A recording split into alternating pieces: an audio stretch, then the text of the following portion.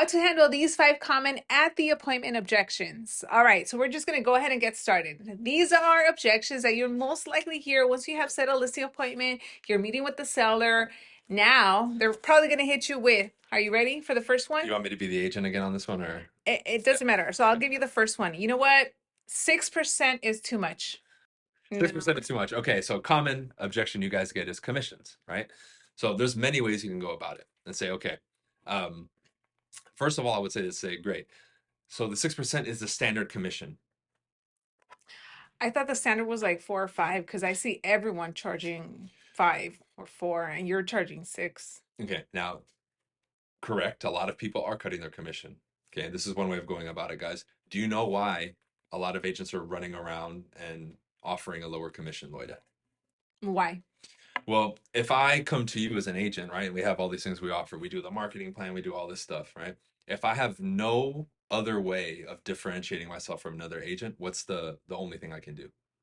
Mm, cutting it. Cutting my fee, Okay. right? And we see this in a lot of places. Well, what am I going to do to get the business? Oh, I just charge them half, right? So if I have no other way to demonstrate my value or no other way to differentiate myself and I cut my commission, is that the type of agent you would want representing you on the sale of your home? Well, I just want to get the most money for my property. And I mean, I see agents doing it for much less. I think 6% is just way too much. The initial investment, yes, of 6% is a factor, right? How about negotiations? How about the final sales price? Hmm. Have you taken those into consideration? No, I hadn't thought about that. So let's talk negotiations. Would you expect me to be a hard-nosed negotiator and fight for your money? Absolutely. Cool. So if I can't fight for my own money, how hard am I going to fight for yours? I see you got a point. Condensed version. Now, let's say I want to go a softer version. Uh, I'll use the same one, and then we'll give some more examples. So, Loida, one of the factors, I don't know if you considered this, would be your agent that you choose, their negotiation skills, correct? Yeah. When's your first opportunity to see how well we negotiate? I mean, I feel like you're negotiating with me right now. Always, right? But when do you really think is that first opportunity you get to see that first moment that it's like, okay, this is the first negotiation? When we get offers. The commission. Oh, The commission, right? And in this one, I'm fighting for me, right? yeah. I'm negotiating for myself. So it's safe to say that the behavior that I would show here is the same type of behavior that I would have representing you, right? I see what you're saying. So if there's no fight, if I just, oh yeah, sure, I'll lower it. When an agent calls me or their buyers are pressing me, what do you think I'm going to do? Or be more likely to do? Okay, I see what you're saying. No, I definitely want you to fight for the equity that I have. Absolutely. So what I can guarantee you is the same sternness and firmness I'm showing with my commission right now is the same firmness I'll show representing you in the sale of your home. That I can guarantee you. Okay. You think that's going to get you more money in the end? I hope so. I know so. Okay. All right. The next one is Is there any other way that you would handle that? Because at the end of the day, is what I tell people. It's a business decision, right? If she's like, well, I'm going to give you 50 listings over the next year, I want to do it for 5%. I might yeah. consider that, right? Because hey, I'm getting 50 listings. But if it's a regular situation, I'm not gonna be like, oh yeah, I'll do it for 4. Because then she's like, okay, thank you. Then you leave, and then the next guy comes in. Yeah. And then also, the moment that you reduce your commission, the next time they tell their friend, their family member, or someone else, or they refer someone to you, Yep. that person is going to expect for you to also do it for 4%, 3%, or whatever that is. And you never want to be in that situation. And the last thing I want to add to that is you're hearing a lot, oh, well, it's different now. You have to, it's too competitive. I got in the business 10 years ago. I was hearing that then. It's the same thing now, right? Our agents, we have new agents here a year or less in the business who are getting listings at 6 and 7%. Marceau on our team gets $1 million listings at 7%, right? Her last one was like 3 million or something like that. She got it to 7%. So it's being done is what I'm saying. So you have to choose. Am I going to be the one who is the crabs in a bucket? I'm going to be like everybody else. Oh, I'll do it cheaper. Or are you going to stand for it? Because if you stand for it, you have to back it up. Like, Yeah. like when I say that, there's conviction behind it because I'm going to work hard. It's like, dude, these other clowns that don't pay for coaching, that don't really take this serious. Again, I'm not saying that to them. This is my mind. Why would I subject myself to the same thing that they're doing when and I've used that, by the way, you can use that. I coach. I have a coach that I pay to deliver a better service when they ask like the other one, what do you do differently? Who else are you interviewing that has a coach that's investing into their own business to make themselves better? Hmm.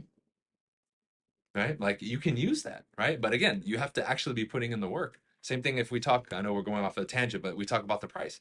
I previewed that home. Loida, did you? Did you walk through it and check it out yourself? No. Well, I did. Same thing with every other home here in your neighborhood, whether it's a new listing or a sold.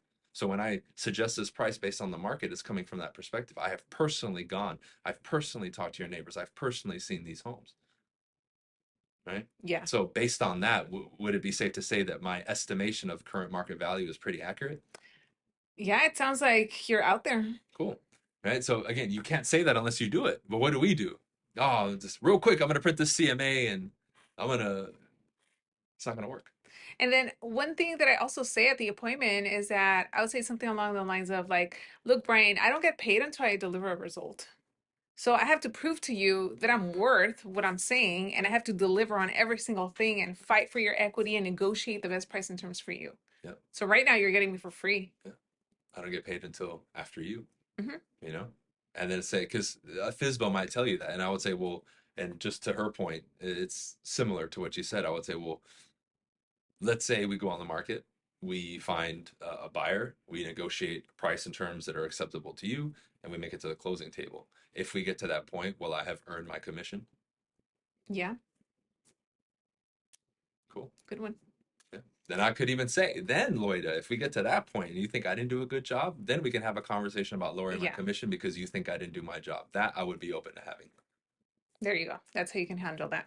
So the next one You is want to give the other one where it's like, hey, if I do better, I do no, worse. we'll save that Okay. one. That's gonna be its own separate video Cool. because All I right. think that's That's a a good one. solid one. Yeah, That's a for good one. sure. Next one is I want to think about it. I want to think about it. Yeah, Okay. Obviously, we know it's a smoke screen, right? I want to marinate on all the Yeah. information. Yeah. I want to Seriously. sleep I on want, I it. I want to want to soak it pray in on it. teriyaki and then let it marinate overnight, right? So I would say, look, Lloyd, I get it, right? It's a big decision. I understand there's a lot here at stake. Deduction approach is what this is called, guys. Would you agree with me that the decision, I would say the decision basically is predicated on three things. Number one, if you've decided to sell. Number two, price and terms that you're agreeing. And three, who you decide to represent you. Yeah, Would you agree that that basically encompasses the decision? yeah, yeah, Okay, so when you do that, you just set the frame. I just set the sandbox again, like I told you guys in the other video, right? So now I just go down. This is one of the basic deduction approach objection handling responses. So number one, are you 100% like we're selling, we're moving to North Carolina? yeah. Absolutely. I have a Cool. job transfer. Yeah, we have no choice. And then two, the price and terms that we discussed today and agreed upon, are you on board with that? And like, okay, yeah, this is the Hmm. price, these are the terms. Yeah, I mean, ideally we wanted more for the house, but we do understand you know, what you're telling us about the market, the pricing, and maybe bidding wars and things like Yeah. that. And of course, we have that hard date. You need to be in North Carolina in Exactly. 60 Yeah, yeah, days in your new home, not just yeah, coming in your new home already settled in. So we're on a time crunch, right? yeah. And lastly, number three, after meeting with me, discussing everything with me, all the chats that we've had, do you right now feel comfortable with me and confident that we can get this home sold together? Well, you do seem confident, more confident than the other agents that I have talked to, but I don't know. It's just, Joe Schmo will do it for 4%, and I really want to make sure I get the most for my house and in my pocket once we leave. Okay, many responses you can give to this. I would say, is that a risk you're willing to take? Uh, I gotta think about it. Gotta weigh my I options, gotta right? think about That it. would be one. If we were in really good rapport, I might say that, right? Another one, I would say, look, the commission is 6%, right? Yeah. How about the other 94%? Mm, I mean, you got a point. Let me explain more. I would say the guy who cut his commission, you think he's gonna try to get you as much money as I am? Or do you think he's a little bit more likely to just do whatever it takes to get the deal? Well, he's like a really nice man, Joe Schmo. He wants to help me get the most money in my pocket. So sounds like a pathetic loser. I'm kidding. I would say so. Are you looking for a professional who's gonna get the job done or just somebody who's nice? No, I want someone that's gonna, fight for me. There you go. Or I could say, based on what you know about me so far and this other agent, if it came down to negotiation, who would you want on your team? Me or them? Oh no, for sure. Plus you're taller and bigger, so There you go. I can fight. Yeah, and I know how to fight, so we're good, right? We can do more. Let's say she still says she wants to think about it. So there's many other things we can add to this. I would say, look, Loida, it's clear that because of the job transfer, or again, whatever it is, yeah. a decision has to be made, right? We just sometimes want to feel like we don't have the pressure. Here's an option we can do, right? And I allow this with all my clients because I think it's fair. We're here, we sign the paperwork. However, we add a clause giving you like a 24-hour time window to think about it, right? And Okay. in most cases, people are like, yeah, let's move forward. In the event that you're like, I had a nightmare, I don't want to do it, right? Something happens, Yeah. you have that option to cancel, but it'll give you that peace of mind knowing, hey, if something comes up, we can let it Mhm. go. How does that sound?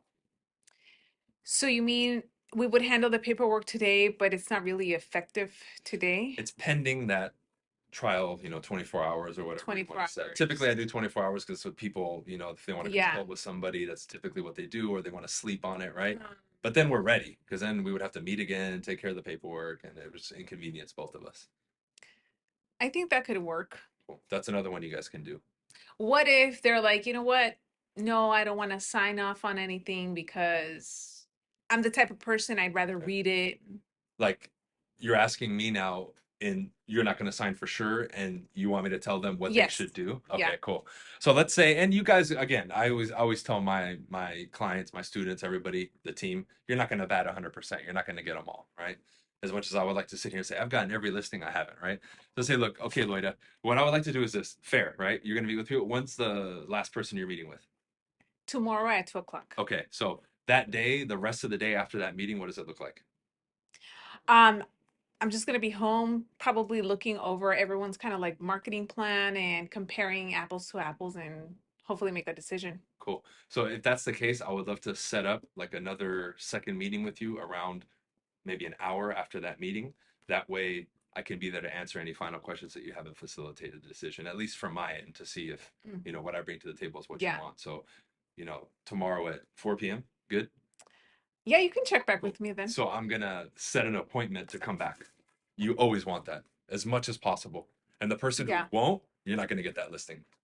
Yeah. The one who's really considering you, or like I'll maybe, be like, okay. will agree to it, right? They might cancel it later or push it back, but they'll agree to it. The person who's adamant about not setting an appointment with you, that's your indicator that they're not going to Exactly. sign with Yeah, you. I was gonna say that. And then if that happened, I would leave and just, you can still follow up. I'm not saying that that would be an error, but Consider it that you didn't get they're it. pretty much indirectly telling you fuck off, right? Like we don't want to work with you. Mhm. They just won't tell you to your face like thanks, but no thanks, Yeah. right? Awesome. So next one is, well, why should we choose you? We're meeting with three other agents. What makes you so good? Well, based on everything I presented to you so far in our initial conversations, Loida, how do I stack up compared to everybody else? You seem very well prepared. You sent me everything, beforehand. You showed up on time. But I just haven't heard of your company. Okay, then I just drew out the real objection, right? Um, Another way you can handle it, right? If we go back to the beginning, because I don't know if you wanted me to continue on that, because then You can go I as, just I just drew out the real yeah. objection, which is really what you want, because that's kind of BS, right? Another one you can say is everything I've done up to now, have I demonstrated to you that I can get the job done? Yeah, you seem like you're on it. Have I come through with everything I've said? If I'm going to call you back, if I'm going to get an item or a piece of information from you, have I done it? Yeah, surprisingly. What else could I do to prove to you that I'm capable? Bring me a buyer. Or get your home sold, right? Yeah. The moment you authorize this agreement, I can put that final nail in the coffin to prove to you that I'm the right person because I'll get you the result. So what Yeah. would that look like? Let's say I hire you. What's the first thing that you're gonna do? Did you receive the pre-listing package that we sent you? Yeah, but I just kind of skimmed it. I would never be in this position, by the way, because I make sure that they read it. But that's a separate video, right? I would say, look, Loida. So typically I have all my clients, and this is like rushed. Typically I have all my clients read through it because it answers like 99% of their questions in regards to marketing and the process. Hmm. So here, and you always have your copy with you, right? So here you see 10-day marketing blitz and Mhm. thing that we were going to do, right? Because I'm assuming we're already handling objections at the end. Yes, We've and covered it. then Yeah, to say something yeah, else, well, yeah, one thing that I did see that I really like about you yeah, and your team is that you guys are on social media and you guys do video, right? yeah. Absolutely. So Yeah. what would you do? Well, as an example to show you the potency of it, I could go live right now, like on my YouTube, which this camera's recording right now, or like Facebook, and I could get you in front of tens of thousands of agents immediately. I have like 200,000 subscribers on YouTube, and do something to the effect of like, hey, this is going to be for sale in this city at this time. Okay, Contact me to find out the price. And normally a handful, 10, 15, 20 agents will contact me immediately. And that is one example of how it feeds into the pre-marketing. mm, So by the time we get the pictures, put up the sign, you ever been to an open house where there's a line? yeah, That's kind of that buzz that we want to create, because then if more people see that more people are interested and there's like a lot of people like, oh man, the buzz, right? yeah, Just like when the iPhone comes out, people are yeah, lined up. I line up outside of the store to get my new iPhone, right? But you have that anticipation and you know that other people are going to buy it and you don't want to miss out. That's that same kind of emotion that I want to instill in people about your home, because it's got beautiful it. and I know we're going to get top dollar. Now, if we Okay. get a lot of people and a lot of urgency, that feeds into what I was telling you about the pricing, multiple offers potentially, and Mm, positioning your home.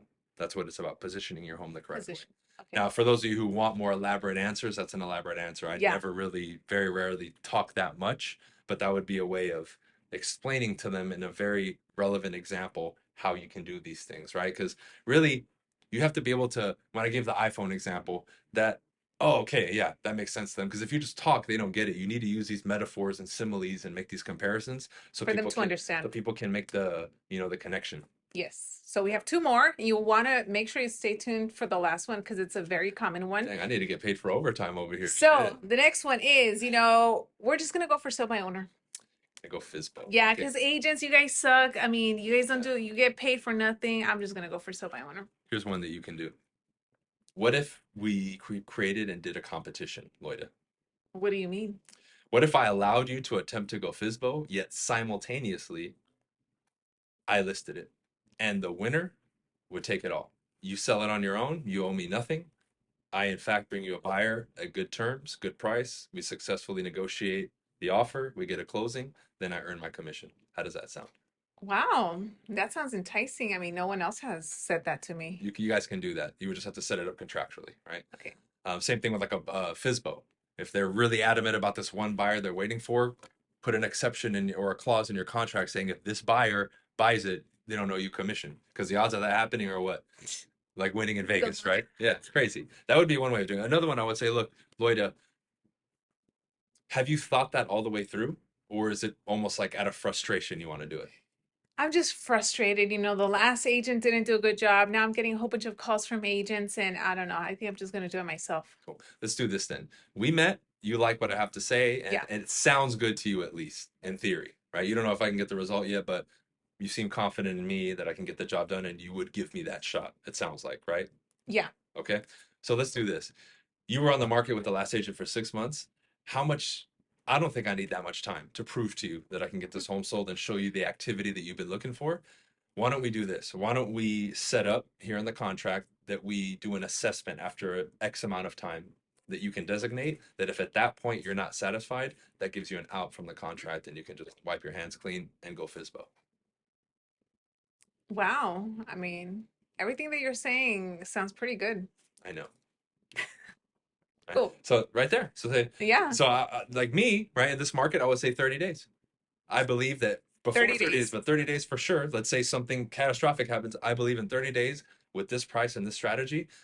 If we're not sold yet, you will have seen enough activity and potentially offers and movement that you'll be like, okay, this is working and he's doing what he said he was going to do. Okay. Yeah. That's it. Right? Cool. Would that be fair? No, that sounds good. 30 days is better than 6 months, like the last agent. There we go. Right. And that, again, you guys can do that contractually, get it approved by your broker or whoever you work with, right? Just to be sure. But that can be done. This is how you start negotiating at a higher level, Mhm. right? Oh, absolutely. And it's easy because, again, if you price a home correctly and you do everything correctly, 30 days is more than enough time, right? And if you're in oh, this is a $10 million property in a $1 million neighborhood. Okay, then give yourself some more time. That would be the exception to the rule. Say, hey, I did a study, Loida. Normally I'll do 30 days, but we're in a very, ultra high end Different, yeah. market here. This is a little bit more, we could say specific. And I've seen on average it takes a home here 90 days to sell. So I would ask that you would give me that grace period of 90 days because that's the average. Exactly. Because if we did 30 days, it would be unfair. And then that would just take you as an agent doing your homework to make sure that you put yourself in a position where you can Yep. actually sell a property and make sure that you're pricing it correctly and not overpricing it. Otherwise, they're going to be in the same position and Yeah. come off the market. If you take overpriced listings, I'm not going to talk to you. No. We won't be friends. All right, the last one. You know what, Bryan? My last agent, Susan, she was awesome. Love her, great communication. So I think I'm just gonna give her a shot, another shot. The whole purpose of hiring an agent was to do what? To get the property sold. But she's my friend and she's so nice. I can't. I gotta go with her again. I get it, Loida. I get it. At the end of the day, fast forward 3, 6 months from now, the home doesn't get sold again. Are you going to be okay with that? I mean, ideally I wanted to already be in Nebraska, but I mean, Yeah, I you're heard right. East Side Lincoln is really nice. I know I want to get out there, but I can't do it. I can't do my friend like that. This is a good one. Let's do this, Loida. Do you, based on our meeting, feel like I can get the home sold? Yeah, you seem like a very, very sharp agent. You know what you're doing. You came prepared. Um, but I talked to Susan after the property came off the market, and she says that, she has this whole new different approach, and she recently started YouTube and Instagram, so she's gonna push it more on social media. So I don't know, I kind of want to give her another chance. Two ways you can do this, guys. One, I would say this. Let's say that's like her cousin or somebody close to her. I would say, you know what, Loida? I have a win-win solution. Would you like to hear it? What is it? And I've done this before. What I effectively do is I come in and I actually team up with your friend. So you still work with your friend, you work with me, therefore ensuring the home gets sold this time. She still gets credit, she still gets paid too, and everybody moves forward. But most importantly, you have the peace of mind knowing that this time your home is going to be sold. How does that sound? I mean, I would have to talk to her to see if she's open to it, but yeah, I mean, that would be great. Right there. Now, I've never had that go south, right? Like she mentioned, oh, talk to her first. You know what I would do? I would call her right there while she's there, right? Because at the end of the day, typically in those situations, that agent is new. Okay. Now, let's say I don't want to partner up with them, right? I would say, look, Loida, at the end of the day, if you had to choose not hurting, what was her name? Susan, Susan's feelings, right? Or getting your home sold, what is it going to be? Because you can't have both. um, I just really want to get this home sold. Cool. So I would look at this decision as this is a you decision because at the end of the day, this isn't about Susan, me, right? Or No. just you. This is about you getting the home sold and the situation. This is a business decision, right? Yeah, And you have to put yourself first, right? I agree. So based on that, what do you think would be the right decision? I might have to kick Susan to the curb. Yeah. And I'll even go above one and do something better for you. If you like, as a professional courtesy for you, I'll call her and let her know. That way she might have a buyer and then we can work together. That would be nice. That way you break the news to them. And every time you do this, guys, this is an OG move, right? Call Susan when you get the listing signed in front of Loida or whoever your client is and put them on speaker. Because if they're like, fuck you, and I can't believe it, then you can be like, and they just burn themselves, right? Because You're again, like, wow, Susan. yeah, you're not throwing them under the bus. They're just revealing their true character, right? And every time I've done it twice, they blew up on me. And then after I hang up, they're like, oh my God, I never knew that Susan was like that. Like, shit. Right. But again, I didn't throw them under the bus. I didn't say anything. They buried themselves by responding that way. You get what I'm saying? Now it's going to take some balls to do that. I do it with a smile on my face, but um, those are just some ways that you guys can handle this because whether you like the team up version is very effective if it's like a family member or someone that you just know they're like 100% committed to, even though it's the wrong decision. But the other one is just separating it. It's like, what's it going to be, Loida? Like, I get it. They're your friend. Exactly. I get it. Totally. I understand. That's cool. Yeah. But if this drags on, will it affect your relationship? That's something else you can say, Yeah. you know? That's a good one And too. why break a friendship over the sale of a house? It just Yeah. doesn't make any sense, does it? Mm. you know? So I don't know if you wanted to add anything to that. No, that's pretty much it. I mean, we've already covered the five objections that you get at the appointment. If you missed the last video, make sure to check the last video where we're talking about expired objections. So that's it for today. See you on the next one. Peace.